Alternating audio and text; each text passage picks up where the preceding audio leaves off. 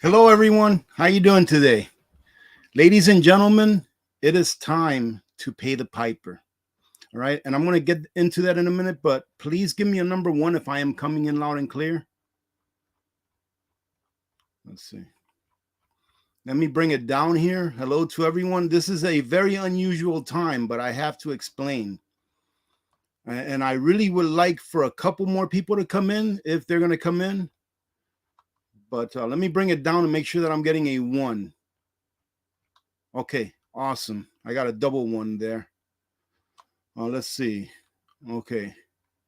Oh, I see some of our mods are here. So this is not a normal time for me to do a live stream. So thank you, Yarn Prepper. Thank you, Jan, for being here.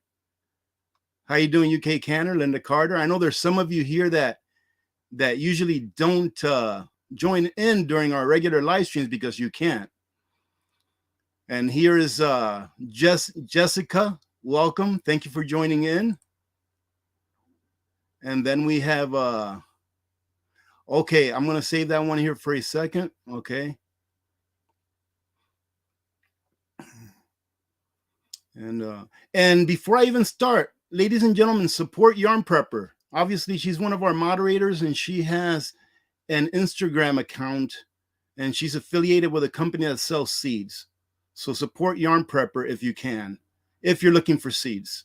Try them out. And if you do try them out, come back and let us know what you think about them. All right, so let's see. And let me just say this really quick.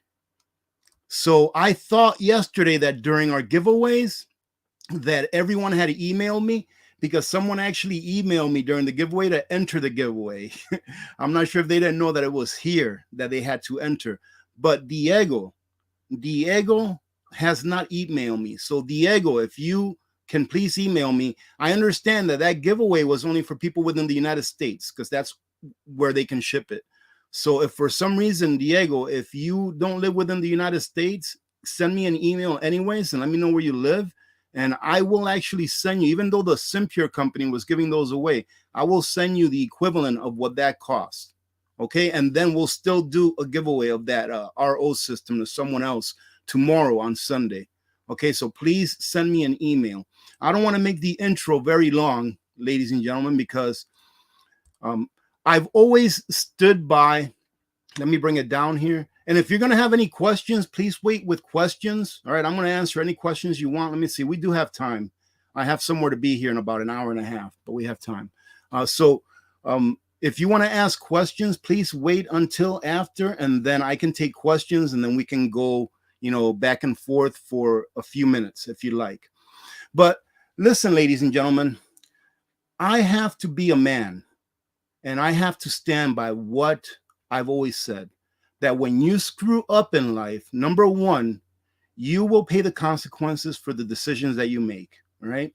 But number two, more importantly, is that you have to say that you screwed up and tell people why you screwed up. Now, I've read a lot of the comments from the video that I put up about that paper, that essay that was written by China, by their Communist Party. And I took down those two videos because people in the comments were telling me, hey, listen, if you don't really feel like, people are thinking that I'm chilling for China, right? That I'm a China. Somebody even emailed me asking me if China paid me to read that, right? And I think a lot of people misunderstood and thought that I was sticking up for China instead of pointing out the things that we ourselves here in the United States, or not we, but that our government has done, that aren't things that are good for us, the people, because it makes other countries have disdain for us and have hatred for us. And that's where I was coming from, is trying to tell people, look, this is what we're doing here. Why are we all over the world? Why are we doing the things that we're doing when our people here are going through the things that we're going through here? But, as always, someone always takes the time to dissect everything you said. And I want to say that I was wrong in publishing that video. I was, and I'm going to explain to you why. And I thought about this a lot because I did something that I'm always telling people not to do. And I'm going to tell you why here in a second. But how I came about that is that someone left a really long, a person that I've actually been subscribed to for a really long time, like for years before I even started doing YouTube. And there's a guy that used to live in China, so he knows how terrible the conditions for the people having freedoms there are. So if you saw that video, to some people it seemed like I was chilling for China, which I said on the follow-up video that those of you that really know me, that have been here for a while, know that I love this country. But this is where I screwed up. That was a propaganda piece. And I believe I mentioned that in the original video, that's probably propaganda, I think is what I said. But I still read it to point out our faults. But this is where I went wrong. I always tell people, and I've said this oftentimes, and I myself did this to myself. Trust me, no one is doing this to me. All right. This thing about haters, I read a comment earlier that I have to stop letting the haters, get to me. Ladies and gentlemen, just, once you have a YouTube channel, in the time and days that we live in, believe it or not, you have some influence on people, and you have to be very careful. And I have to understand that before I put a piece like I put out on that video. I have to understand that. And I also have to understand that not everyone is going to view it the same way that those that have been with me for a while will view something like that.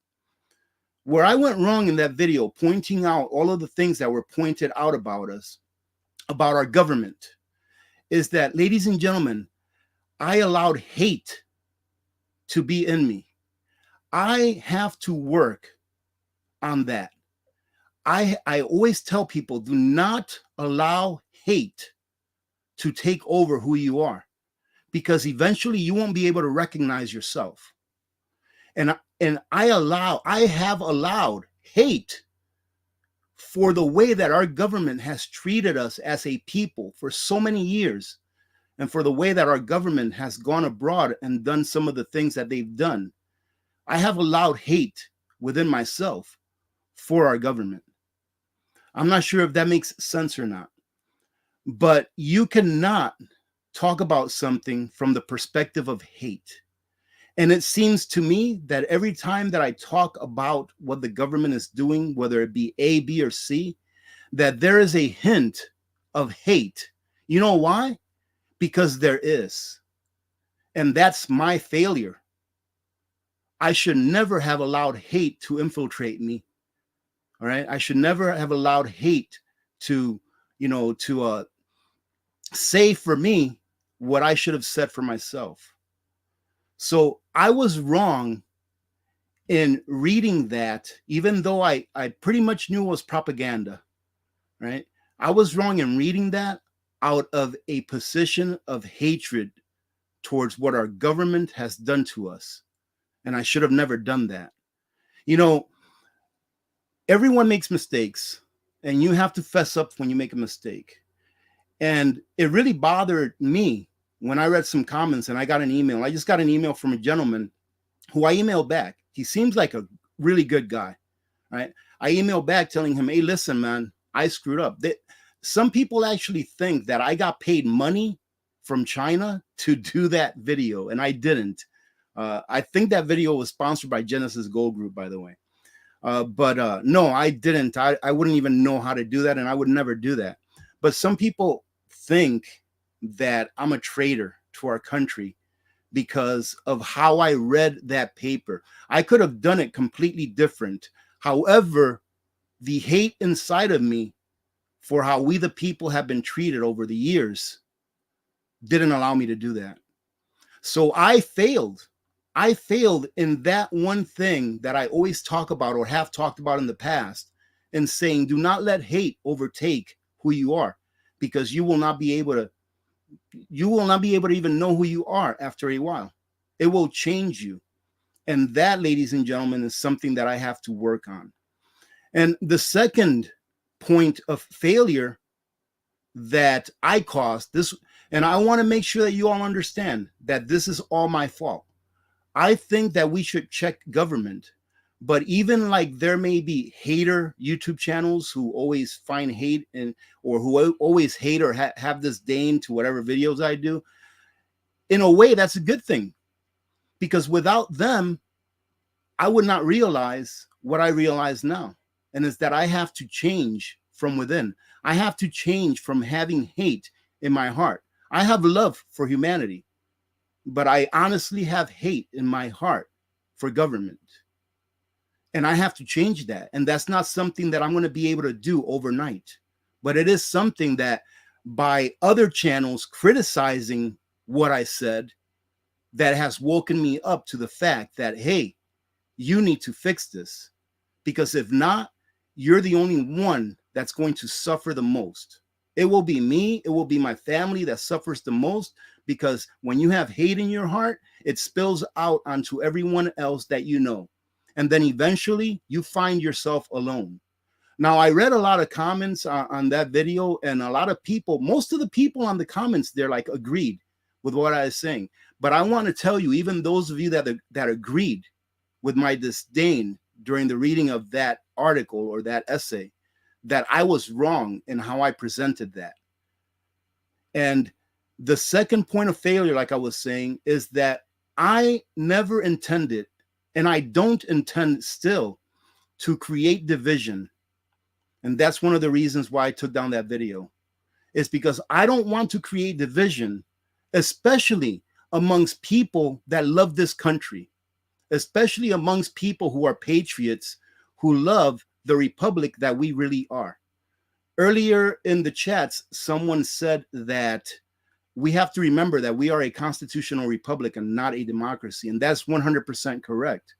Well, the last thing that I want to do is divide people that actually love our republic and divide us as a group, because we are already divided as a country. And we don't need to be divided any further amongst ourselves, amongst the people that really love our country, that really love what our forefathers fought for. So, ladies and gentlemen, I want to tell you that I apologize to you, especially, my loyal, community members that are always here, because I failed you. And I failed you because I failed to do the same thing that I've preached before. And that is to not have hate in your heart, because it will turn around the things that you're trying to put out and make it look like it's something different. And again, I take full responsibility. It's nobody's fault for calling me out. They're doing what they felt they had to do, because I was coming from a place that, in my opinion now, thinking back, it wasn't right. And I'm not bowing down to anyone. Someone says you're bowing down to these guys or whatever. I don't even know what videos are out there about this. I don't even know who it is that put a video out. I don't know. But the thing is it doesn't matter. I don't have to know who put a video out about anything. I don't have to know how long it was or what they talked about or what they call me. I don't need to know that in order to look into myself and say, listen, you were wrong.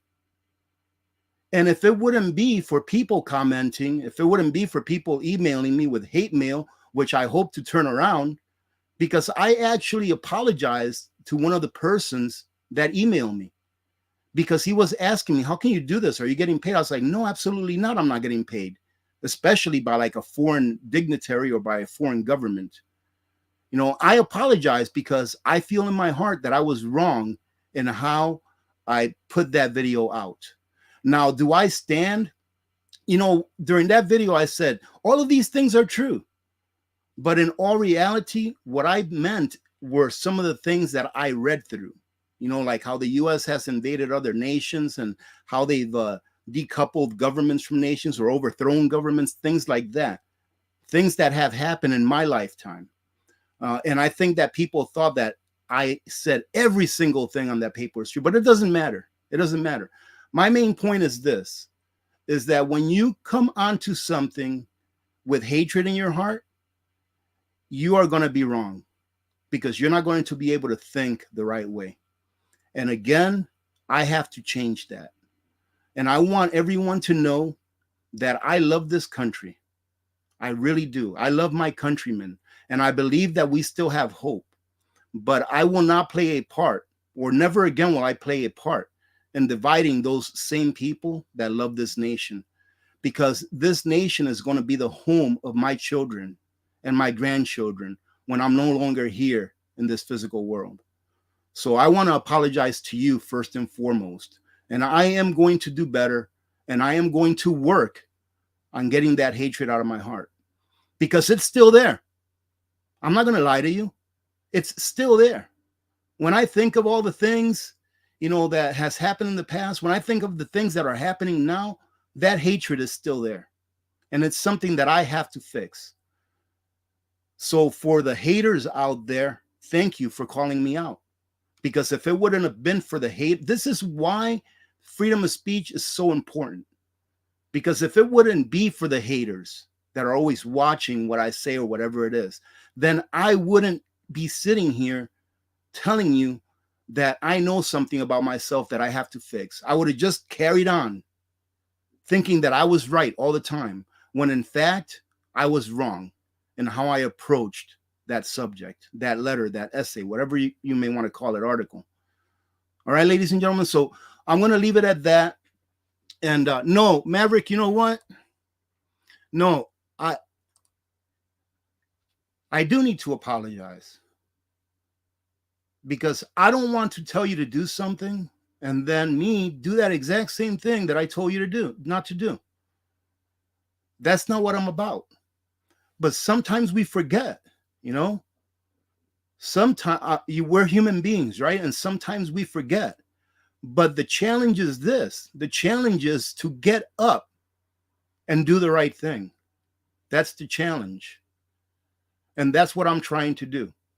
And I know that some of the people that may watch this that don't necessarily like who I am or what I do will say, oh, you're only doing this to try to save your channel. Ladies and gentlemen, for those of you that know me, that have been here for a while, I would think that you would know better.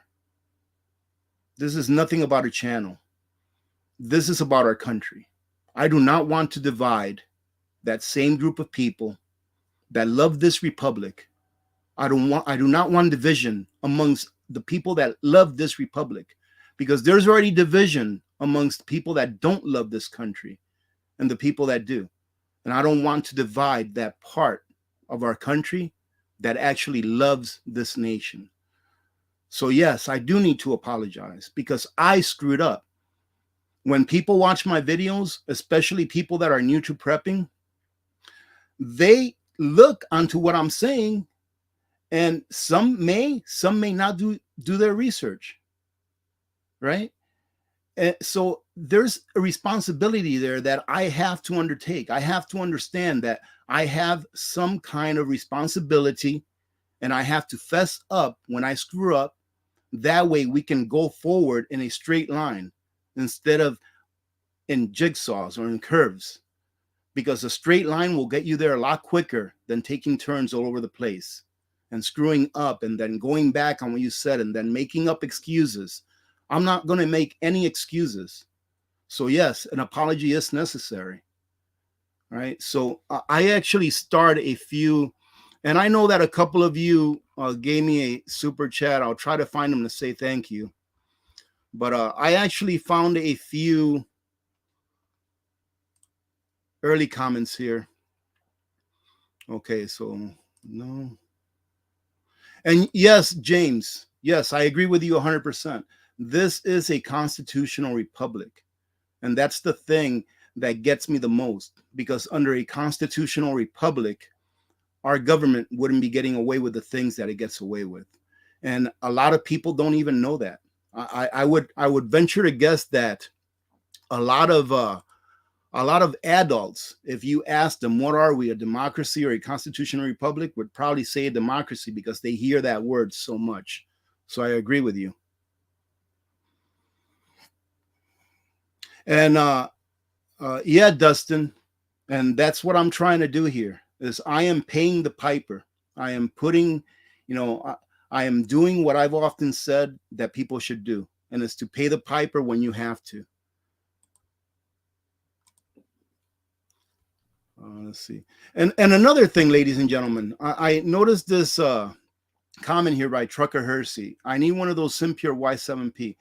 listen, a lot of people get on my butt about, let me see real quick, just a second. Man, I hope I'm still on here. Okay. All right, I see. Okay. A lot of people get on me because I would say about 50% of the things that I review are made in China. But the thing is that where else are you going to get them? All right. Where else are you going to get them? I actually considered doing like a review for a clothing line, not a clothing line, but like a winter jackets of a company that's here in the United States, and they make everything from here in the US, everything. And it's a product that's made out of wool, right? And they even raise the cheap here in the US, and everything is here. Even the buttons are made here. And when I looked at it, I was like, man, these things are so expensive that I wonder if the average person will even be able to afford it. But maybe I'll revisit that here in the near future. But like Simpure, I think Simpure is made out of China. But where else are you going to get it? And if you can get it from somewhere here in the US, like that one other company that I saw, it was like 5 times the price, like literally like $1,800 for an RO system that pretty much does the same thing, because the technology is pretty much the same. RO is RO. But if you all don't want me to review stuff that, you know, we can do better with prepping, then let me know. If you have that much disdain over where something come from, let me know. But the problem is that where we're going to get these things. And most of the things that I get up here in Alaska, they come from Amazon, because that's the only place I can get it, because they can't ship anywhere else. The companies can't ship, or it's 2 times more expensive, etc. But Linda, hey, thank you, Linda. Thank you for reminding us to stay focused. And thank you for reminding us to stay focused and grounded. We all have struggles with hate to some degree. Yeah. And it is a struggle. And I'm glad that this happened. I'm glad that I got called out, because it allowed me to reflect as to why do I have so much hate? I know why, but it's still not right. It's still not right to fill your heart with hate, because it's not productive. It tears apart at your inside. It tears apart at the people that you love and the people that you know. So it's just not a productive thing to do. So if you want to call me a hypocrite, you can, because in all actuality, what I did was I was being a hypocrite. I was allowing hate to dictate for me what I should have been dictating for myself. Southern Boy Prepper, how you doing? Good to see you. All right, so you know, if you guys want to spend a few minutes, and you can ask me about anything. You can ask me about that deal. You can ask me about what you think. If you want to tell me that I'm a chill, you can go ahead and do it. All right, you can go ahead and do it. Hey, how you doing, Tonette? Good to see you. Say hello to the hubby, Tonette. You can go ahead, but we can talk about this. And if you want to talk about it some more on tomorrow's live stream, we can as well. Hey, let me ask you all, do you like this? Do you like doing a live stream on Saturday morning like this early? Because if you do, I don't know, we could maybe work it out where we do 3 live streams in a row, Friday, Saturday, and Sunday. Because in all actuality, I was up today at like 3 o'clock in the morning. I got up, I had my coffee. Well, first I always drink water, but I drank my 3 cups of water. I had some coffee. Then I watch a couple of YouTube videos that I really like. I like the Boss of the Swamp. I love his videos. So every time he puts one up, I watch one. I looked at the news, looked at some emails. So if you like this, let me know, and maybe we'll do it a little more often, because at this time of the morning on Saturday, number one, it's too dark outside for me to do anything, and my family's still sleeping. So, hey, thank you, Tristan. Thank you.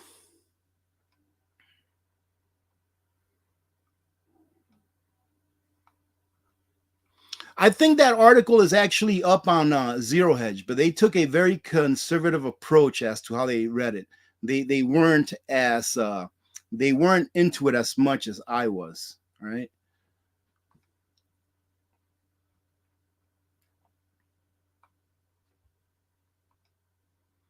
Thank you, Crystal. So listen, if you want to do any questions, Q&A right now, go ahead, or anything you want to share with the community, put it all in caps. I'm going to bring it all the way to the bottom, okay? That way I can at least catch you, catch the new ones, because the ones that are a few minutes old have already passed.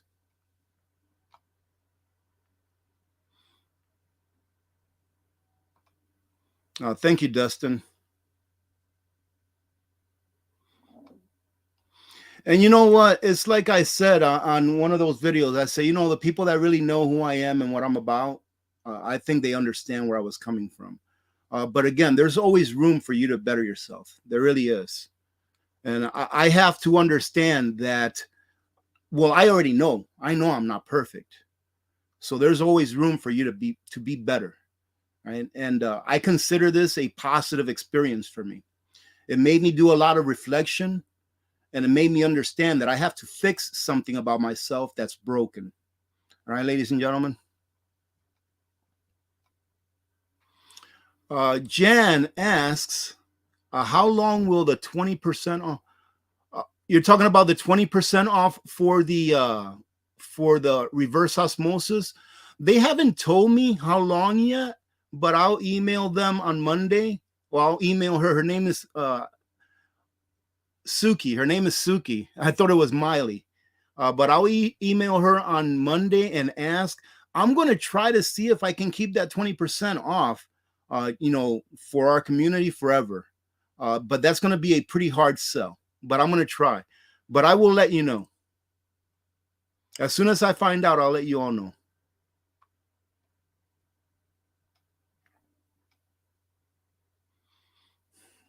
Let's see. Okay, I'm bringing it down. I apologize.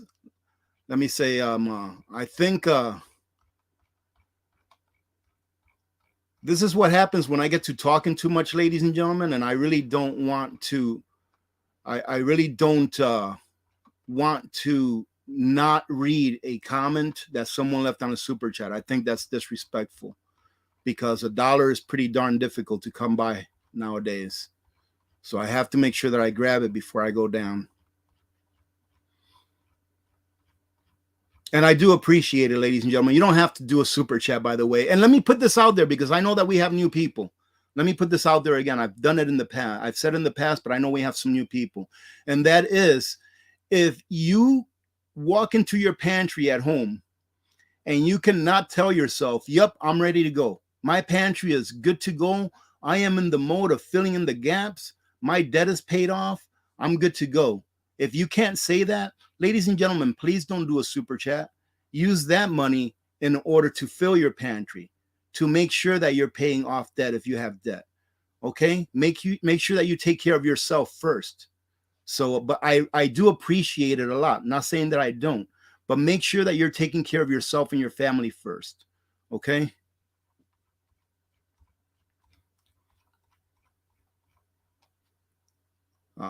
Thank you, Elizabeth. Thank you very much. UK Canner, how are you? Good to see you. I did an inventory of my preps. It's 80% from China. It's our fault for buying. I mean, I want to say that, I agree with you in one way, but as far as it being our fault, it's really not. Ladies and gentlemen, we've been betrayed. And that's what it comes down to. We, the people, and not just the people of the United States, but the people around the world, we have been betrayed by our government. And that's just a plain fact. That's just a plain truth. I mean, look at what they're doing now. They're bowing down to an organization that sits outside of our borders, that was never elected, so that we can have this one world thing, right? Where someone that you never entrusted to represent you can dictate to you how to live your lives. And many people just don't understand that, because they're trying to survive. They are trying to survive, and they don't have time to look at these things. Thank you, F. Pierre. Keep doing your reviews. They are very helpful. Oh, thank you. All right.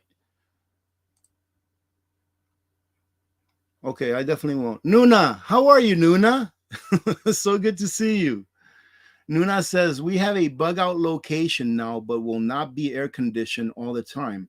How's the best way to store rice, beans, and freeze dry food, knowing humidity and heat will be an issue in the summer in Texas? Well, if you can insulate that, what is it? You have a bug out location. Okay, I wasn't sure if you said a bunker or something like that. The best thing that you can do is insulate it as very best as you can. Try to make like a a freezer. You know how like a refrigerator, why does it keep the coolant? Because it's really well insulated and sealed. So for example, this bunker is pretty well insulated, right? It's not great. It's got like R28 all around in the ceiling, the walls, and the floor. But if I had that issue where I knew that I wasn't going to be able to keep my goods cooled during the hot times of the year, which here is only like 2 weeks out of the year that it gets warm, right? What I would have done is, instead of going with 2x6 walls, I probably would have gone with 2x8 walls, where I could have fit an additional 4 inches or 2 inches of foam. And instead of going with fiberglass and foam board, because my walls have 2 inches of foam on the outside part of the wall with fiberglass filling in the rest of the gap. Instead of doing that, I would have bit the bullet and I would have hired a company to come in and spray my walls. And then I would have had like 6 inches or 8 inches, depending on what thickness or what width two bys I use, 2x6 or 2x8s. But I would have had those 8 inches of solid insulation, which would have not only provide insulating factor, but also sealed it really well. And that in its, and I would put as little curtains in there as possible. I mean, not curtains, but windows. So like, let's say you have windows, right? And you want to keep a place cool in the inside. What I would do is I would go to Lowe's or Home Depot, and you know those 2-inch insulation board, the white ones, not the blue ones, but the white ones, because those fit nice and snug. I would cut out boards that would fit right into the window, that would fit right in there. It will blacken out that room and you would need a light in there. But putting boards in those windows, that insulation, or even 2, because most window sills are at least 4 inches, depending on the thickness of your walls. You can put even 2, and that will keep that heat out. It will keep the light out and it will keep the heat out as well. But if you don't have a way to keep it cool because of energy, electricity, then I would say that insulation is the key. And also, if you can have something shading that location. So I'm not sure how big your bug out location is, but if you can have something that can shade that location during the hottest parts of the days, that will also help a lot in diverting the sun from actually hitting the structure and starting to seep in some of that heat. That's the best that I can come up with you being able to preserve your things in a non-electrified bunker or structure, right, from heat. And as far as how to store your rice and beans and like freeze-dried foods, the same way you always store for long term. Mylar bag, oxygen absorber, and then just make sure that you put it in a container, like a 5-gallon bucket, that's going to protect that Mylar bag from rodents and or from being punctured, right? I personally believe, and I'm on my 2nd year experiment with this. I think it was about 1.5 years ago or so, I put a couple of cases of number 10 cans from Nutrient Survival in my tent. Now, I've left them there since the day I put them there. I did a video about that about 1.5 years ago or so. And my plan was to take 1 can out every year and test it. Because that tent, obviously in the winter, the ambient temperature inside that tent is about the same thing that is outside. There's no insulating factor in that tent. It's just a thin tent, right? But in the summertime, even though it doesn't get really hot here, like I think last summer we maybe reached like 85 degrees or something like that for a couple of days, inside of the tent, it gets to like 100 degrees. And when I went ahead and took the first can out last year, after it being sitting there for a year, there was absolutely nothing wrong with it. The only thing that was wrong with it is you could tell that the paper that came around the can was a little discolored because it had faded some. And I believe that's because of the temperature change. So I believe that you can have things sit outside in the weather as long as they're properly packaged and that it will last a long time. I know I've been telling you that I'm going to do this video for a while now, but I've had a 25-pound bag of rice sitting under my truck's seat for like the last 3 years. And eventually I will go ahead and dig it out and show you that there's nothing wrong with it, just in its original container. So, and I do have some rice and stuff like that stored in the elements outside, just properly packaged. So try that. I think the first and foremost is insulation and shade. It's going to help you keep it, cool during the hot months. That was a long answer to a short question. Hey, how you doing, doggone it? Good to see you. Thank you. Thank you very much. Okay, I really need to get to the bottom so that I can actually start seeing questions. All right, I'm going to start looking for any questions. Look at that. Crystal Carpenter asked the same. I already answered that.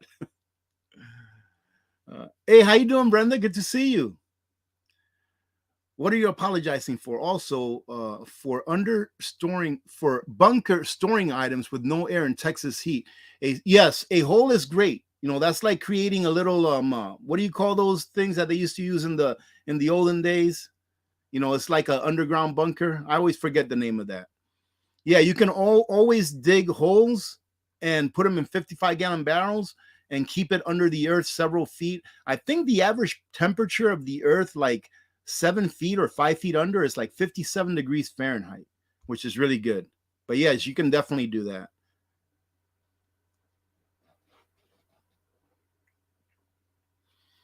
Yeah, Joe, I have to agree with you. Without a means or without a way to guard your preps, they will feed someone who has the means to take them.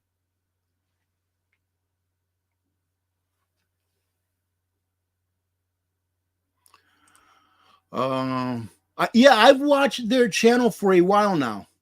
Rose's Lands. Did you watch the China show video? I don't know which video you're talking about, but I've been subscribed to what is it, Serpenza? Subscribed to him for a while. He seems to me like a pretty good guy, and he is a lot better spoken than me, and his mannerism is much better than me without letting his emotions get in the way. And that's one of my problems is I let my emotions get in the way. By nature, I'm an emotional person, you know, by nature. So, like I said, it's something that I have to work on.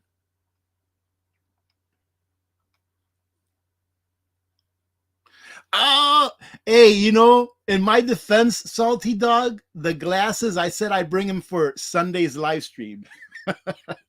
They're in the truck, actually. I will bring them for tomorrow's live stream so you can see my ugly glasses. Yes, root cellar is what I was trying to say. Yeah, like a 55-gallon drum. Or you know what's a great idea if you have the funds or the resources to do it, is to dig a really big hole and put a septic tank down there with a manhole cover where you can fit in, and then put your preps down there and cover it with dirt. And as long as you have that manhole leading up that you can get down there, your preps will stay nice and cool. But that's kind of like an extreme thing to do. You know, that's going to take a pretty good amount of money. And, you know, you're going to have to, unless somebody does it for you, you'll have to rent a backhoe and stuff like that. So you're not going to dig a hole that big. Let's see. Lisa asks, do you know about the silver quarters? How many make an ounce? Roughly six. Roughly 6 silver quarters. So if you take constitutional silver, i.e. silver quarters, I got some right here. Like silver quarters or dimes or even $50. On average, the face value of $1.40. So like 4 quarters. I got 4 quarters here. That was my budget that month wasn't very good for buying silver. So like 4 quarters and 4 dimes is pretty close to 1 full ounce of silver, of pure silver in those coins. All right. So if you just go by an average of like $1.40 face value of constitutional silver or junk silver, that's about an ounce of silver. Hey, there you go. Trucker Hersey already answered that. Yep. Low blood pressure. Don't come here telling people to max their credit cards buying silver. All right. Ladies and gentlemen, you're going to listen to low blood pressure at your own. You're just going to have to take your own chance listening to low blood pressure, right? Oh, Brenda, it was a really long apology, but you won't regret it if you rewatch it. I think, how long did my apology last? Like 10 minutes or 15 minutes? But it's worth rewatching, right? Because, hey, ladies and gentlemen, what do I always say? You have to live with the consequences of the decisions that you make. And that's what I'm doing. I'm living with the consequences of the decision that I made, that was a decision that was made out of hatred instead of coming from a sound mind. And that's what hatred does to you. All right. So I hope that maybe someone, I hope that maybe someone learned something from me. So, and the reason why I did this so early today, well, first of all, I've already been up for 4 hours and change. I've been up for a long time already, but it's because I want to make sure that, let me tell you a quick story. I know you all like my stories. When I was still working, I was working as a financial analyst, quality assurance technician. I guess that's what you call it, right? And whenever I made a mistake, because I made mistake now and then, I was actually pretty decent at my job. I like my job. But whenever I made a mistake and I caught it, as soon as I caught the mistake, I would fix the mistake. And then I would go to my boss and say, hey, boss, I made this mistake. This is it, but I've already fixed it. And here's how I fixed it. So the soonest that you can, get in front of a mistake that you made, the better. All right. Because the faster that you can allow yourself to start to grow from that experience. Yes, angry introvert. I think you were just answering that last question as well. So yes. You know what? I'm actually going to be doing a video about gold tomorrow. So I hope that you all chime in. And I can give you a little prelude as to what I'm going to be talking about. But let me read this question first from Stan Reddy. If you want to buy gold or silver locally, where will be the best place to look? Stan Reddy, I firmly believe that if you're going to buy gold and silver, my opinion, of course, 100%. I firmly believe that you want to do it locally, but go to like a coin shop where that's their business. So if you watched any of my gold or silver videos where I go to Alaska Rare Coins, that's the shop that I go to. And I've been going there for years because I built a relationship with them and we've become friends. So now they trust me and I trust them. Right. The other day, by the way, if Amanda is here, I'm not sure if she's gone there today. I have to go to the AK coin shop today because guess what? They're working on a new silver coin. Dick is working on a new silver coin for the AP community. But so I have to go there today to check it out and pick some up. But Amanda, if you're watching and you hear this, there is a gift waiting for you at Alaska Rare Coins. All right. I'll keep saying this until you email me and tell me that you picked it up, or until Dick or Jerry tell me that you picked it up.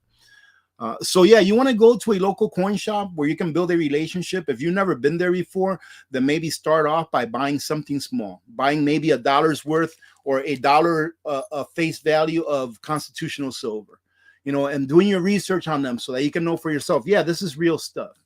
And then if you want to get more, let's say, for example, you go over there to buy, okay, this is the one that I got as a gift. I got this as a gift a while back.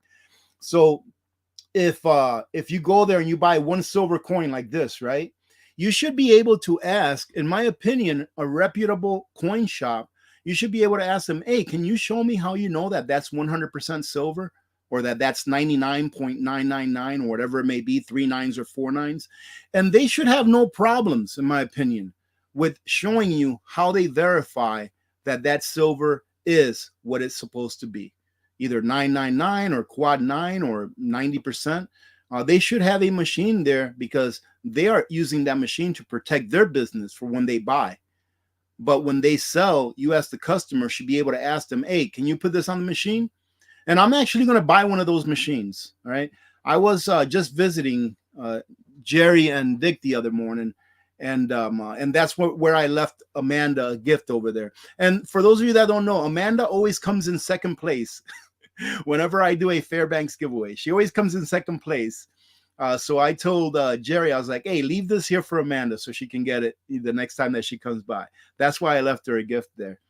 But that machine, ladies and gentlemen, I'm going to get one of those machines. But the last time I was there, I asked Jerry, I was like, hey, can you take this silver coin and show me how that machine works and show me how you know that the silver is real? I've seen him do it before, but he's never given me an actual tutorial, I guess, letting me actually press the buttons myself. And he did with no problem. And that's how it should be. That's the kind of relationship you want to have with your bullion dealer, like from a local coin shop, right? You want to have a relationship where eventually you kind of like become friends. Like for example, here before Christmas, I dropped off a ham for each Dick and Jerry, and I dropped them off some lunch and dinner. So I pretty much fed them for the entire day, a few weeks before Christmas. I think it was before Christmas. The reason I did that is because we're friends. You know, we're friends now. So I have no problem doing that. Yeah, Baba Gaga Forest Drowner. Thank you. That paper was sadly the truth, nothing but truth. Well, the thing is that many people said that. I read a lot of comments saying, yeah, many people said that it was true. However, like I said, the way that it seemed to some people that really don't know this channel, the way that it may have seemed is that I was taking the side of China when I was not. And in all reality, I was taking the side of the people, and not only really the people of the United States, but the people of the world. Because are there worse governments than the United States government? There really are. There are some way worse governments than the US government. We're still pretty lucky in this country that we have the freedoms that we still have. There are some governments where you don't have freedom of speech. Look at some of these countries where if you say something that they don't want you to say, you find yourself in a jail cell. So I think some people looked at it in a way that I was like taking the side of China when I wasn't. But, you know, anyone can disagree with me. Anyone can say, oh, no, you were. It's just their perspective on how they see it. But yes, there were a lot of truths in that paper. But the main point is that that paper was put out for one reason and one reason only. And I failed because I didn't realize that until after I put it out, and I got called out for it. And the reason that paper was put out is so that it can further divide those of us that still love this country. Because those people, I call them the crazies, the ones that don't love this country at all, that think that it should be a communist country. Those people, I believe that there's little hope in changing their minds because they believe what they believe and that's it. And there's nothing that you're going to do to change their mind. But I think that paper was mainly put out for the function of dividing those of us that still care about this country. And that, ladies and gentlemen, is why I shouldn't have gone about it the way that I did, with that much hate in my heart for what's happened to our nation and what our government has done to other governments around the world. A lot of it is true.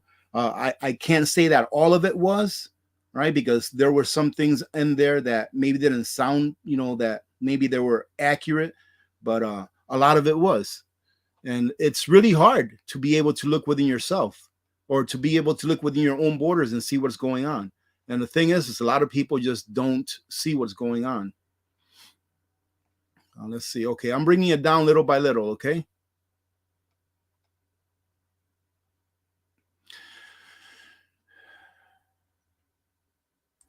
Trucker Hersey says silver coins are easier to use for trade. You need hundreds of dollars worth. I think that slow and steady does win the race. You know, I think that one of the examples that I used about silver coins is that some people say, I just can't afford silver. And that may be true for most, not for most, for some, but not for most. And I go back to an article that I read years ago. I don't think I read it on this channel, but it was years ago that I read an article. And this gentleman was a pizza delivery guy. It's what he did for a living. He delivered pizzas. And every night or every day when he got out of work, he would take his tip money and he would go buy 5 silver dimes every day that he got out of work. And most times he had enough money in tips to get 5 silver dimes and probably a lot more than that. Right? Because back then, I read this article years ago. Back then, silver dimes were really cheap compared to now. Premium now is ridiculous. But imagine if you do that just on a weekly basis or on a payday basis. Let's say you get paid every 2 weeks, and you forego maybe a couple of Starbucks that in that 2-week period, or forego a number one at McDonald's or whatever. You know what I mean? If you can budget in $10 to getting yourself 4 or 5 silver dimes every time you get paid. When you think about it, if you get paid 26 times a year, which most people do now every other week, let's say 5 times 26, that's 130 silver dimes. And ladies and gentlemen, that's more silver than most people in the United States, if not more, most people in the world have. There's only enough silver bullion above ground in the entire world. There's about 3 billion ounces. Let's say there's 4 billion ounces, right? Which there's not. But let's say there's 4 billion ounces of silver above ground that has not been mined. That equates to only a half ounce of silver for every person on Earth. There's roughly 8 billion people on Earth right now, right? And if there's 4 billion ounces of silver above ground, that only equates to about half an ounce of silver per person on Earth. So if you just purchase, let's say 5 silver dimes every payday, after a year, you're looking at 130 silver dimes. You are well ahead of the crowd by then. All right. So slow and steady does win the race. And let me tell you what, I believe that silver and gold, I believe that they are going to take a fall. I believe in dollar cost averaging. So the first week of the month, I'm always there, which it didn't work out this month for me because the first week of this month, I was there buying silver from Jerry. And guess what? The next day, silver got slammed. But I stand by dollar cost averaging because I just budget a certain amount for every month. Some months it may be more, some months it may be less. There's some months that I have a really good month where the bills are paid, no problem, where I have extra money and I can buy a kilo. I bought a kilo. It's right here. I'm not going to take it out because it's a pain in the butt taking it out of the box. I bought a full kilo bar, but some months, look, ladies and gentlemen, some months, that's all I can get. But I make sure that it is a habit. I make it a habit that I go there the first week of every single month, at the very least, to get something. And I go there more often than that because sometimes I just go there to hang out with Dick and Jerry, just to talk. Like I said, because we're friends. But slow and steady does win the race. Yes, isn't that awesome, Paul? CBDC cancellation bill. I think I'm going to do a video on this tomorrow, along with a video about gold and why it is so important, ladies and gentlemen, that first of all, we all know that bullion is the last B of the 5 B's of prepping. Excuse me. The first B of prepping is beans, right? So anything that you need that's life sustaining, beans, and that stands for food, for water, for shelter, for heat, anything that's life sustaining, or you can even call it biologicals. So that's the first B of prepping. You have to stay alive, right? The second B of prepping is band-aids.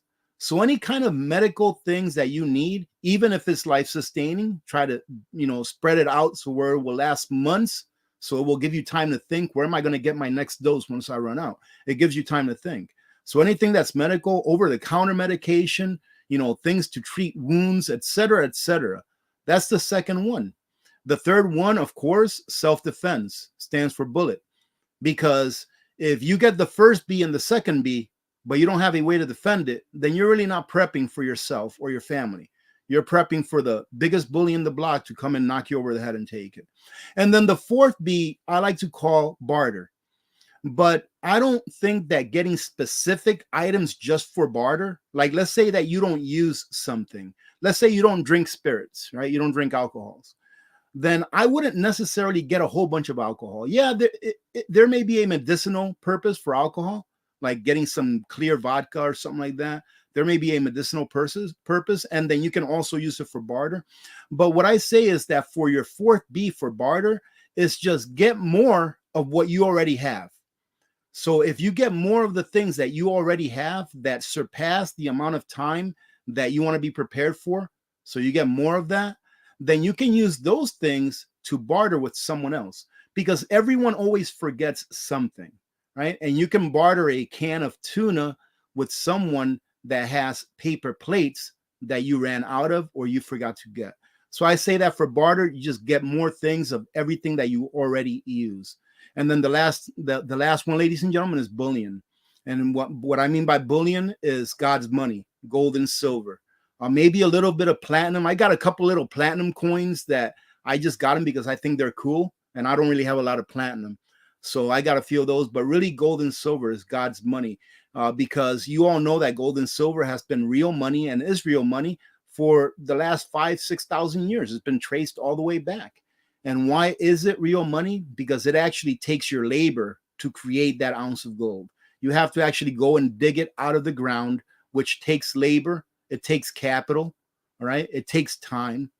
And then once you dig it out of the ground, you have to do everything that you need to do to that ore in order to turn it into that shiny coin. So that coin of gold or silver, it already has value within it. It wasn't printed out of thin air. It was worked into existence, right?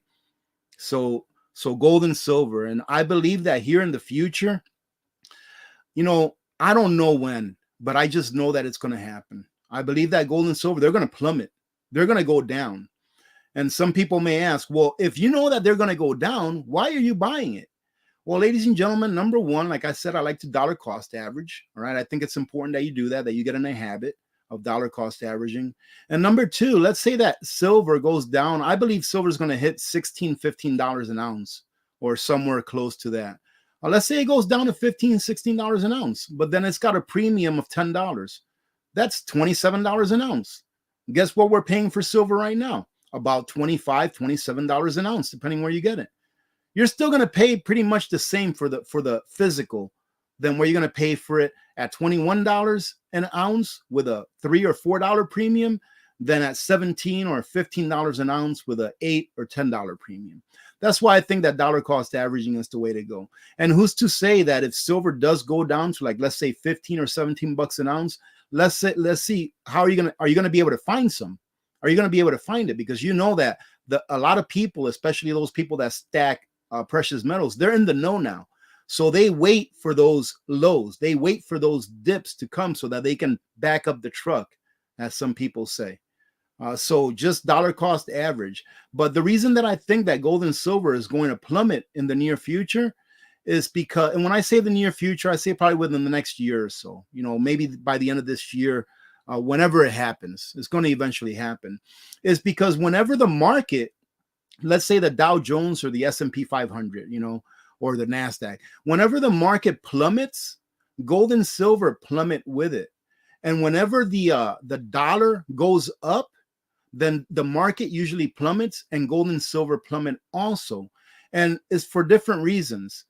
The reason why gold and silver plummet when the market goes down is because there's so much paper gold and silver out there, in the internet, in internet, in digital currency. That's what it is. It's just a piece of paper that says there's this much gold when it never really exists. Hedge fund managers that trade, when they trade on leverage. So that means that they borrow money to buy a stock. So they may put in 10% or 20%, whatever it may be, or 50%. And then they leverage it with the rest of the money that they would need to buy the amount of shares of a stock that they buy. Well, when the market plummets, they need liquidity. And the most liquid asset in the world is gold, right? So what do? They usually have a stash of paper gold, right? Of pseudo gold, really, sitting in the background. And they use that stash to sell it into the market, get dollars, and pay their debts.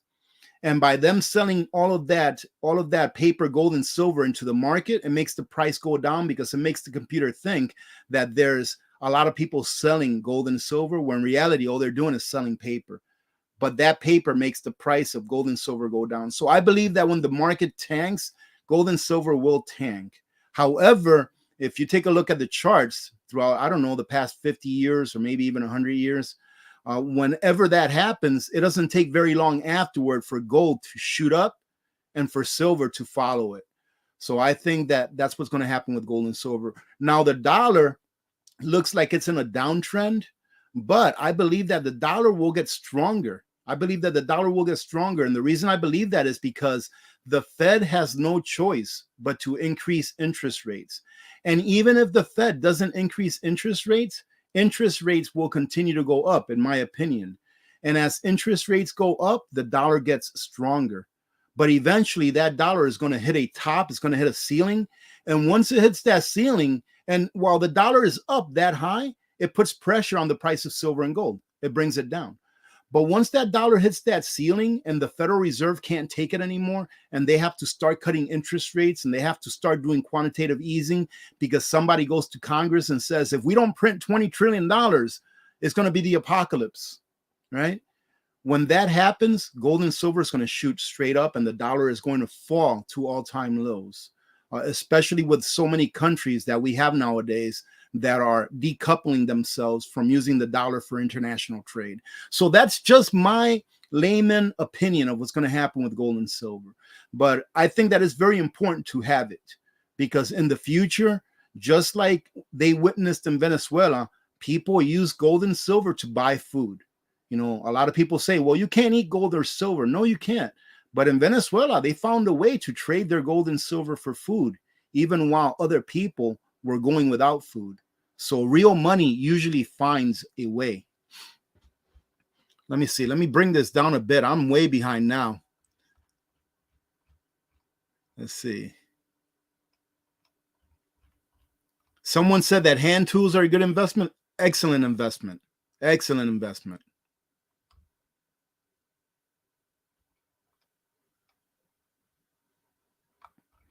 Well, no, Alberta Prepper, you know, I'm not sure if you were here earlier on, but the reason I apologize was not really for what was written, but of how I put it out. How I always have a resonance of hate in my soul when I talk about the US government. And I've said it plenty times that you shouldn't come to anything from a place of hate. Right? You shouldn't do anything from hate, whether it's good or bad, because it's just not a good thing. Hatred will tear you apart. Let me tell you a quick story. Here you go. You know, this is, I know that I'm missing a lot, but let me tell you a quick story. I'm not going to say who it was, all right, because it's a personal story. But there was a time in my life where I hated a person. I hated this person. I couldn't be in the same room with them, right? And this went on for years, right? And finally, one day I woke up and I said, you have to let go of this hate, because it's tearing you up. It was literally tearing me up inside. My stress level was up all the time. I felt terrible. I just didn't feel good about myself anytime, just because of one person. Look at how much power that one person had over me, just because I couldn't learn to forgive. Look at how much power they had over me. So when you come at something with hate in your heart, it's not going to hurt anyone but yourself. It's really not. And then what you do will be tainted. Right. So I don't ever want to come at something, anything, even if it's talking about our government, from a place of hate, because it doesn't bring anyone any good. It just does harm. And I need to do a better job at being more logical about the information I share with you, especially when it has to do with government. And I need to understand that I have to keep my hate out of it. And it's like I said, for those of you that weren't here earlier, like I said, I have to work on myself to relieve myself of not having that hate inside of me, because I know that I do, right? But it's not something that you can just switch off. But that person that I used to hate, that day when I said I got to let go of this hate, I just let it go. I asked God to take it out of me. And we ended up having the best relationship in the world. I loved that person, had the best relationship in the world. All I had to do was just let it go. Let's see, my prepper journey. How are you going to plant your potatoes this year in the ground or grow pots? I think I'm going to try both. Okay. I think I'm going to do, so what I'm going to do is I'm going to do some raised beds, but instead of paying money to go buy wood to do it, I'm going to use pallets. I'm going to use pallets, and I'm going to use, and you guys can all give me some ideas. I'm going to use pallets. I'm going to cut them like in half so that they can be about 2 foot tall. And then I'm going to use some of that, you know, that cloth that you put like under gravel and stuff like that. I'm going to use some of that cloth around it so that it can, you know, hold it together. But of course, I'm going to screw the pallets together and make sure it's sturdy and all that. And then I'm going to have my buddy come over and drop me off either 10 or 20 yards of gardening soil. There's a pit here in Fairbanks where you can get gardening soil by the 10-yard bucket. And it's like $150 or something like that for 10 yards. But that's a heck of a lot better than buying it by the bag. Let me tell you that. It'd be like probably 5 times more expensive buying it by the bag. So that's what I think I'm going to do. And in the bottom part of the raised bed, on the floor part, I'm going to put some like branches and stuff like that. That way they can rot over time and provide even more nutrients to the soil as they rot over time. So that's what I think I'm going to do. And I'm going to grow some potatoes. I was thinking about growing some sweet potatoes, but those really take a lot of heat. So I may grow a little bit of those just so that I can get the experience of doing it and doing it in my greenhouse. Right. But yeah, that's what I'm going to do. And I may even grow some more in grow bags. All right. Just so that I can use my raised bed for some different things. Like I really want to grow some cucumbers and maybe even some celery or some Brussels sprouts. I just really have to think about what I have to do as far as what I'm going to grow this year. But the thing is that our growing season isn't even close. It's not even close. Usually by late May or the first week of June is when we can put seeds in the ground. But with my greenhouse this year, hopefully I'll be able to get the seeds started in the greenhouse and then have them ready because we do get a lot of sunlight here now. Like it's 8 o'clock in the morning. We're already starting to see light outside. You can see it through my window there, through my flag. So we're already starting to see light outside. So we do get more sunlight. So I'm thinking that probably in late April or so, I could probably start some seeds in the greenhouse and it'll be warm enough in there. And then during the nighttime, if it gets a little bit chilly, maybe I can put some warmers down. It's a work in progress, ladies and gentlemen. It's a work in progress. And as far as learning as well, I'm still learning to do it the way that it's supposed to be done. And it's different for wherever you live in the world, really. Okay, let's see. Yeah. Hey, Jeffrey, how you doing? Yeah, I mean, that's a great barter item. All right, that is a great barter item. Cleaning kits, I've got several of those. Great barter item to have. Of course, also something that you need. Yeah, I noticed that crop duster. I noticed that the premium on silver went up by about 75 cents to a dollar, depending where you go. But the price went down. So it's still about the same price because when I bought silver the last time, the first of this month, I think it was like $27 an ounce. And I think that the premium was roughly $2.50, something like that. I think it was like 24.50, 24 and change. It came out to like $2.50 premium. But now the price is a little lower of silver, but the premium is like $3.50 now, maybe even getting close to $4. So it happens all the time. Dollar cost average is what I say.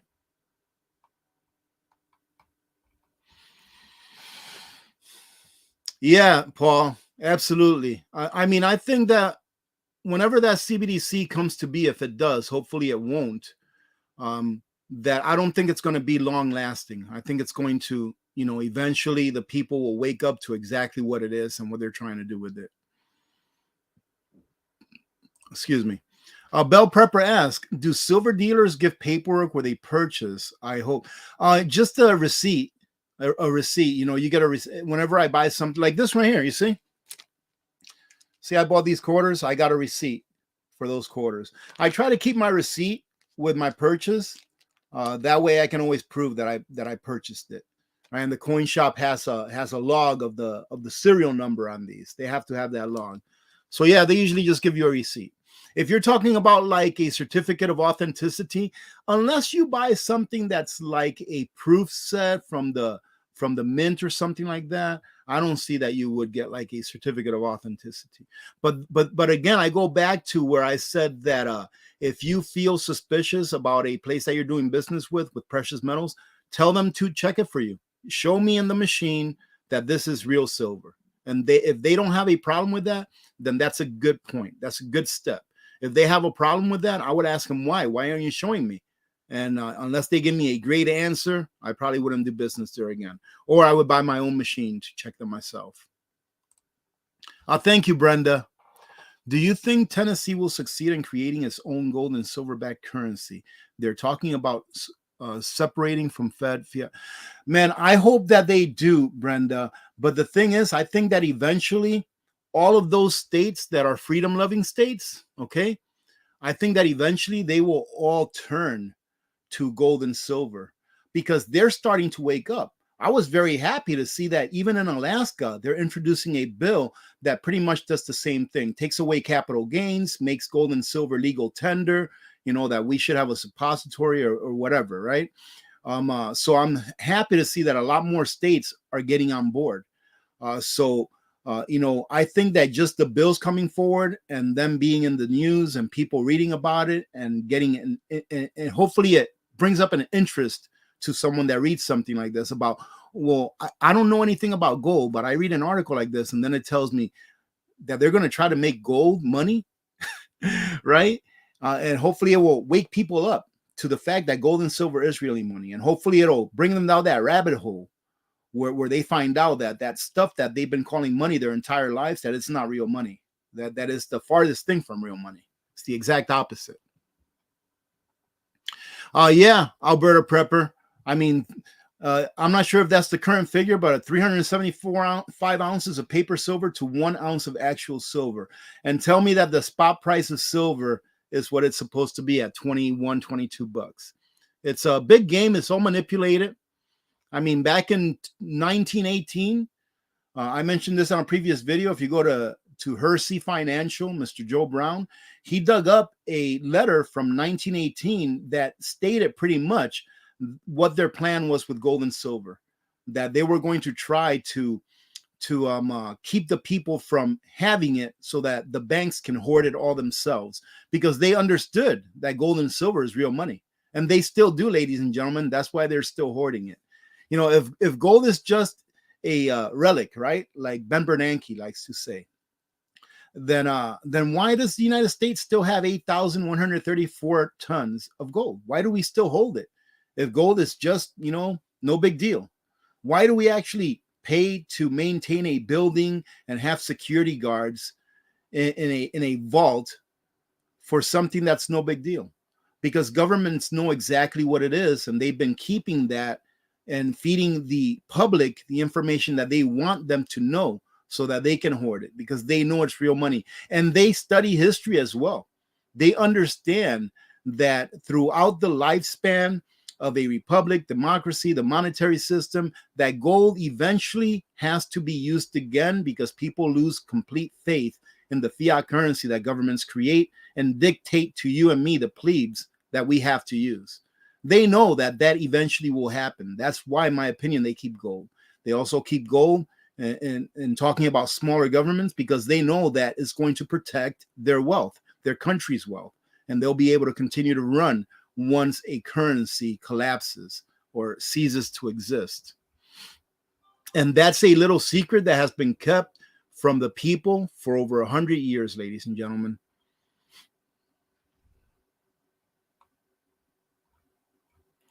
Let's see. Hello, Mary. How are you? Are you sure? Oh, no, I didn't go to college for any of this, Mary, to tell you the truth. And I did go to college. I have a 2-year degree in general education, which means that I went to high school for an additional 2 years for those 2 years of college. So I have an associate's degree in general education, and it has served me very well, ladies and gentlemen. But everything that I talk about, I can't say that, I'm an expert in anything. But the reason that I learned a lot of these things that I've learned, like with gold and silver, the monetary system, ladies and gentlemen, is for one main reason, is because I love freedom. And when you think about it and you break it down, when you peel, I guess you can say, when you peel the onion and you get to the core, what is freedom? Why does everyone want to retire at 50? Because freedom is your time. That is your most valuable asset, your time and your health, your most valuable assets. And if your dollars, if the value from those dollars that you exchange your time for, if over time the value is stripped from those dollars that you earned, and you therefore get less stuff for those dollars in 10 years than you could have 10 years earlier when you earned them, then what is it that is really being stolen from you? It's not the dollars. You still have the dollars. I mean, a year ago, if you had $100 in the bank, you still have $100 in the bank. It's the purchasing power of those dollars. And what does the purchasing power of those dollars that have been stripped away from you, what does that represent? It represents your labor. the time that you had to put, the you know, the capital that you had to put, the time, your experience, your skill set, it represents that time that you put into those dollars. And what is that time to you? What is time to you? It's freedom, ladies and gentlemen. Time is allowing you to do what you want to do. That's why people want to retire early, so that they don't have to get up at 6 o'clock in the morning and then hit the road for 20 minutes or 30 minutes, whatever it is, wherever you live, and then punch a clock and then say yes, sir, or no, sir, or yes, ma'am, or no, ma'am, for 8 hours, and then get in a car and go back home for 40 years. That's why people want to retire, because they're tired of asking someone for permission to go on vacation. Hey, can I go on vacation for 2 weeks? Is these dates good? Because your most valuable asset is your time and, of course, your health. And your time is your freedom, ladies and gentlemen. And that is exactly what they steal from you when they inflate the monetary supply and therefore decrease the purchasing power of the dollars that you earn with your time. That's why I've looked into it so much, because these guys, this may be fiat currency, and it is fiat currency, but this represents your labor now. It represents your labor, the time you had to work for it. And that is exactly what they're stealing from you.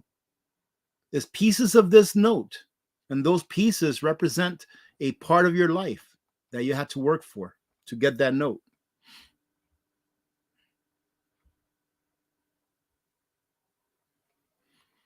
Yeah, cinder blocks work as well. Prepper Nurse 1 has raised beds with cinder blocks. I'm gonna try. I thought about cinder blocks. I thought about cinder blocks for my raised beds. I thought about roof siding. You know, the roof, the metal roof sheets. I thought about that from looking at them over at Billy Bob's, over at Little Alaska Home Place. But then I took a look at the 2 big stacks of pallets that I have, and I'm like, man, I already have the pallets. I have a saw. It's not hard to cut a pallet in half and then just put it together.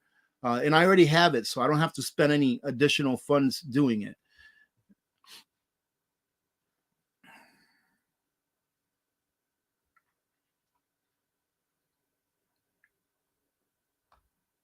Hey, how you doing? The 49th state. Yeah, I don't grow. I just buy it and can. Yeah, I mean, however it is, however it works for you. You know, however it works for you that you're prepping up and putting away preps, that's all that matters. It's different for everyone. Yes, asparagus are perennials, and I love asparagus as well. Explorer asks, can anyone see this? Yes, Explorer, you cannot see your own comments in the chat, Explorer? Yes. Hey, how you doing, Ma? Good to see you.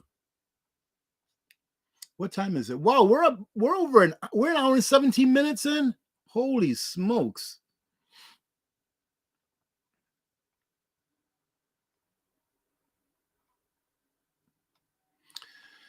Let me see, what time is it? Okay, probably about another 10 minutes. I got to get going. I forgot I have something to do here in about just shy of an hour.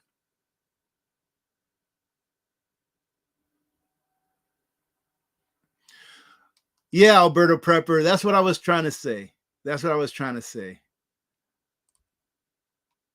How you doing, Tab P? Good to see you.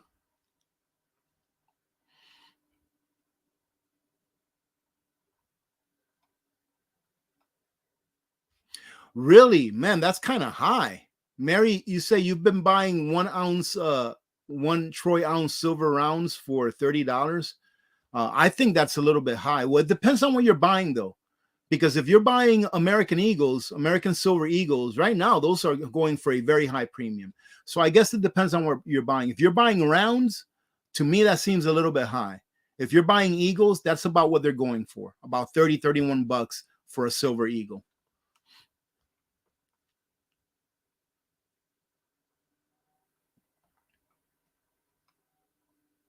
Yes, depository.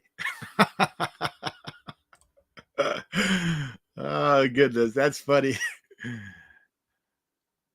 No, Johnny Coat Hanger. The U.S. debt clock is still not showing gold and silver value. It's still at 0. I haven't looked at it in a while, but I would assume that it's still at zero. And I did a short video here a while back talking about that.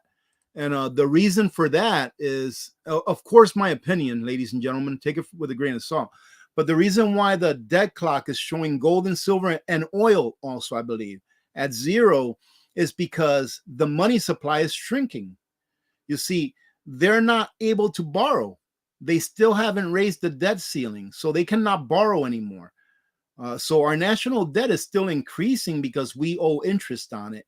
But the money supply, if you take a look at the money supply, it's curving down. It's decreasing because we cannot borrow money anymore until they raise the debt ceiling. And ladies and gentlemen, even though we can't borrow money anymore, is anything, is it Armageddon that we can't borrow money, that we haven't been able to borrow money for the last, I don't know, month or so?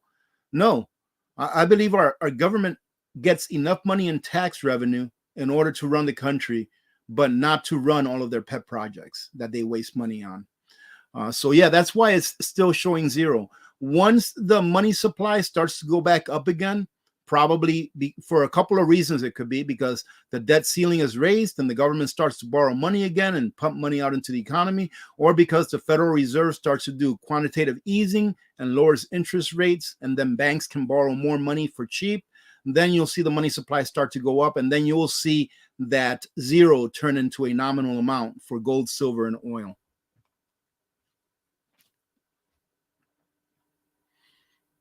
Yeah, there's 20 plus states on board now. Yeah, that's awesome.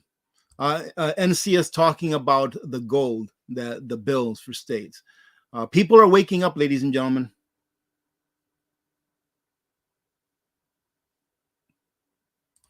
Tonet asks, why would anyone be selling silver if they believe that it will be the only valuable thing? Are you talking about like coin shops selling silver and like internet sites selling silver? It's very simple, Tonet. It's because of economics. All right. So I asked this question to Jerry a while back on a video. It was a while back. It was probably last year sometime. And I already knew what the answer was. And the answer is because it's what they do for a living. So Dick and Jerry, they own Alaska Rare Coins. They buy silver bullion from a wholesaler, and the wholesaler charges them a premium on top of the spot price. But then they have to sell it at a little bit of a higher cost than what they paid for it so that they can make a living and they can pay for their overhead. Now, the difference, their profit, I asked Jerry, I was like, so what do you do with the profits? He says, well, I live and I buy more gold and silver for myself. So they're making a living by providing the public a product that the public wants, and then they're taking the profits from what they're making and paying for their standard of living, for their house bill, car bill, whatever it is, and then they save for the future in gold and silver because they see the value of gold and silver. So that's why they sell gold and silver, and it will always be sold. Even if gold goes up to $10,000 an ounce, there will always be someone that wants to buy it and someone that wants to sell it. Why? Because it is an exchange of value. That's what gold and silver was meant to be, right? An exchange of value. More gold sold than silver. Silver, in my opinion, is a very necessary metal just so that we can maintain our standard of living. I mean, silver is the second most used commodity in the world behind oil. Okay. Linda Bap asks, what are your thoughts about 1 ounce silver bars versus a 1 ounce silver coin? As long as it's silver, it really doesn't matter because it's going to hold its monetary value. Meaning that if you have a 1 ounce round, right, like a buffalo, and it's 999, it's 0.999 pure, and you have a silver bar that's 999, the same thing, the monetary value in both of those units is exactly the same. Now, if you're talking about a coin, which some call sovereigns because they're minted by governments, like a U.S. Silver Eagle, right? Those usually have a much higher premium, even though it's still the same monetary value of the actual metal in it, of the silver in it. However, some say that it's better to have those because they're easily recognizable and more trusted, right? But I say that it's better to be diversified, to have a little bit of each in your stack.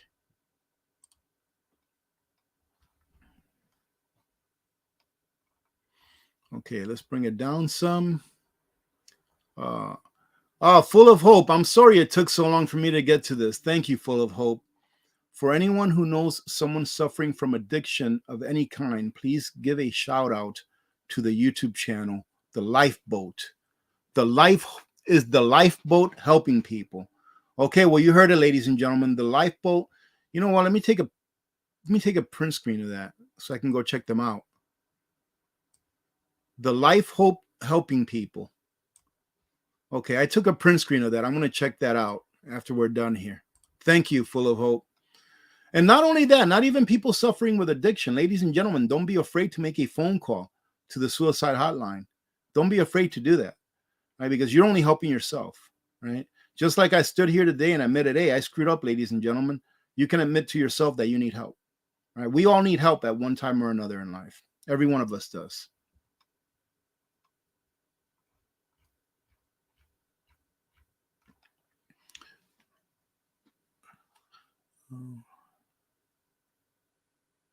Wow.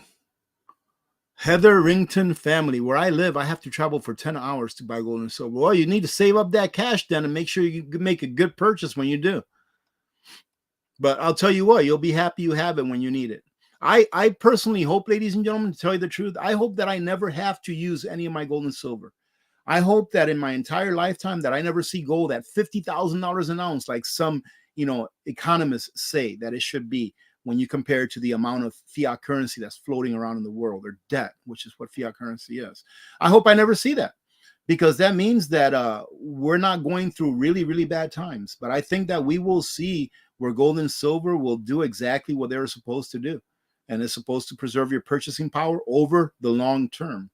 Anyone that buys gold or silver, in my opinion, as an investment, I think that's a mistake, because the way that the system is set up with the paper market, with the paper contract markets, the way that system is set up, it's set up to manipulate the price of gold and silver to wherever our overlords want it to go. They can make the price of gold and silver go wherever they want to go, ladies and gentlemen. They can make it go up, they can make it go down. It just depends on how many people are spoofing that market on that particular day.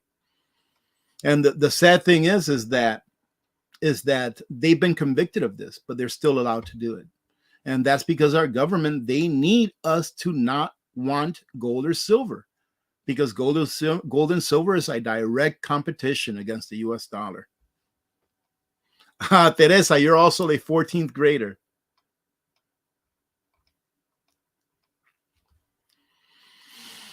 Okay. I'm surprised that Gray Man Prepping wasn't here during yesterday's live stream when we gave away the silver coin.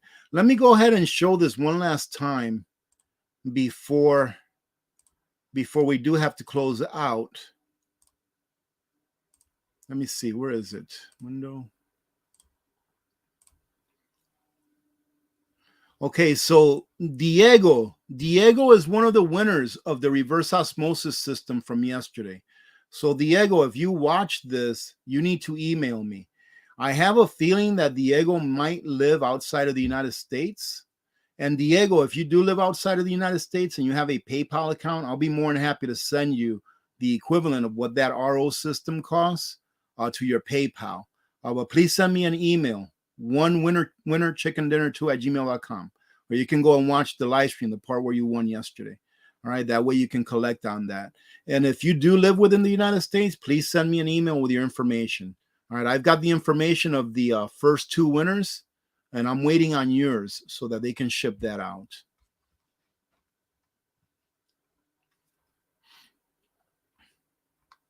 Okay, we'll bring it down some. Hey, how you doing, Sergeant Rudy? Yeah, I mean, you can definitely cut the government budget. Yes, absolutely. Now, some people may have a hard time, agreeing with me that I believe that we should still fund Social Security, because that's a benefit. People paid into that to get that from government, and government has stolen from that in two ways. In one way, that they've pretty much stripped the Social Security Trust Fund, and now they're stripping money out of the veterans trust fund too. So I don't even know if I'll get my veteran retirement paycheck next month. I don't know. But they're stripping money from that as well. And on top of that, on top of stripping the money from those two programs, on top of that, you got inflation as well. So, I believe they should keep that funded, but I believe that it should be dwindled down. I believe that people should not have to pay into Social Security and then just leave it up to them how they want to invest for their retirement. Because look at this, people have been made to pay it into Social Security, right? And look at some people, what kind of retirement they have anyways. They were told, yeah, you pay into Social Security and then, we'll take care of you when you get old, when you retire. But are they really taking care of them when they're stripping their purchasing power from the very checks that they're sending them, right? That they've already collected money from them for. So I think people ought to not be made to, but be given the chance to provide for themselves. I think they'd be a lot better off if they did that. Hey, thank you, Village Homestead. What would AP do if you already have both silver and generator? Would you buy a kilo of silver, or get a Furman tri-fuel generator for both great price? What would you do if you already have both silver? So you're saying that you have silver and you have a generator? I'm going to answer it both ways, Village Homestead. So if you already have silver and you already have a good generator, if you don't have a backup generator, you know that I like backups. If you don't have a backup generator for the main one that you use during grid down, I would probably get a backup, even if it's a smaller one, right? But if you already have that taken care of, then I would get more silver. I would just get more silver. If you don't have anything else to put your fiat currency into, if you have all your preps and you have everything you need, I would just get more silver and put it away. But that means that you have everything you need, right? I don't think that anyone that doesn't have a full pantry should be heavily investing in silver or gold. I think it's okay that while you're building up your pantry, that you go buy, like I said before, 5 dimes every payday, which is about 10, 15 bucks. I think that's okay to do that while you're building up your preps. But if your preps aren't like really built up and you feel comfortable with what you have for a long period of time, then I don't think that you ought to be putting your money into precious metals. I think you ought to be putting it into your preps, because your preps, ladies and gentlemen, will keep you alive and will give you time to think. And there may be a transition time between the time that something happens to the time where people will actually start to accept precious metals in trade. So you need to live, you need to eat, you need to drink, etc.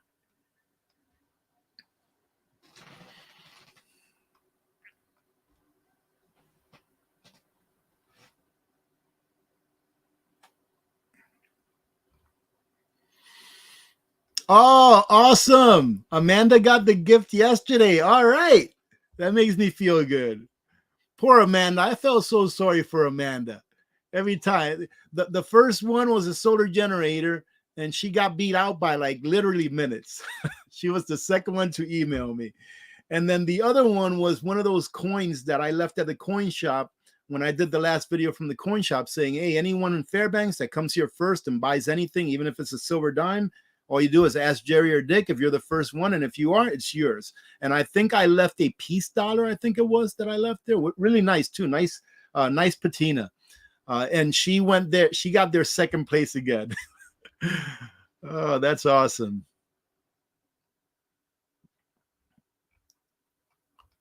Okay, all right.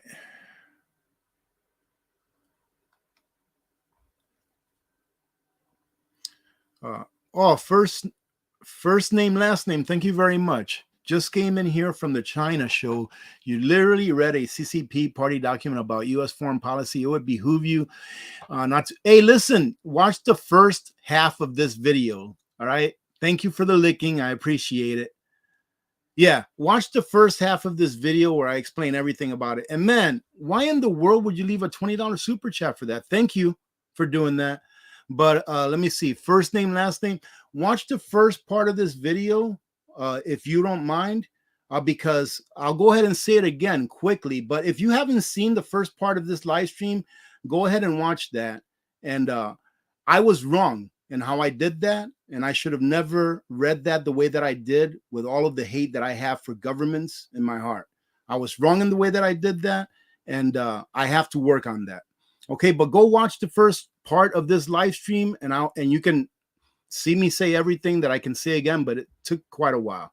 All right, so go ahead and read that, or go ahead and watch that.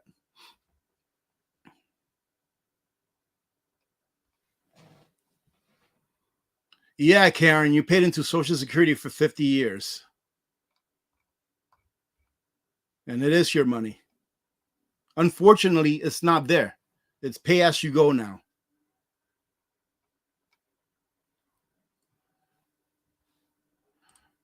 No, Linda, it's not that. I'm not going to ignore that. I stand by what I said in the beginning of the video. You have to take responsibility for your actions, and that's what I'm going to do. I'm going to take responsibility for my actions. I made a mistake, and it happens. Hey, how you doing, Jacqueline? Yeah, Mario, a solar generator is a really good complement to a gas generator, but I always say get a gas generator first, because then you have control. You have control of when that generator is going to run, right? Because you have gas. Oh, just a second, ladies and gentlemen.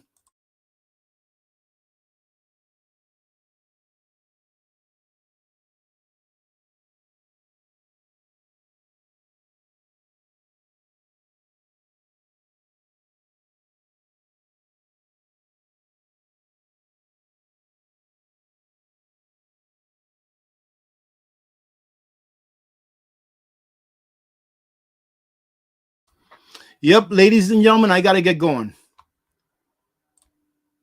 Just came in late. Thank you.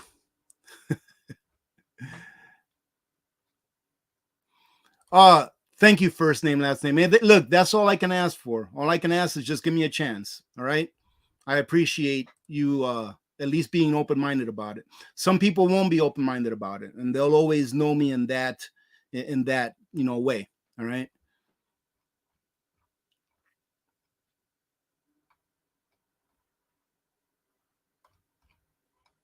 Okay. All right, ladies and gentlemen, I got to get going. Okay, I do have to get going, and I'm actually a little bit late. So thank you very much for every one of you that joined in. I'm not even going to do an outro because the outro takes a little more than 2 minutes. All right, I'll still do a live stream tomorrow morning, and hopefully by tomorrow morning I'll get an email from that solar generator that I reviewed so that I can give that away tomorrow. But if I don't, I'll just have to wait until after it's done. All right. Thank you very much for joining in. I appreciate every single one of you. And for those of you that came in late, go ahead and watch the beginning of this live stream if you want. All right. Let me see. Brenda, thank you. I leave super chats and I don't always agree with you. I super chat because of the things we agree with and support. Only fools can expect perfection. I can't say that I disagree with that, Brenda. Thank you. Appreciate every one of you. God bless every one of you. God bless America. I'm Alaska Prepper. I am out.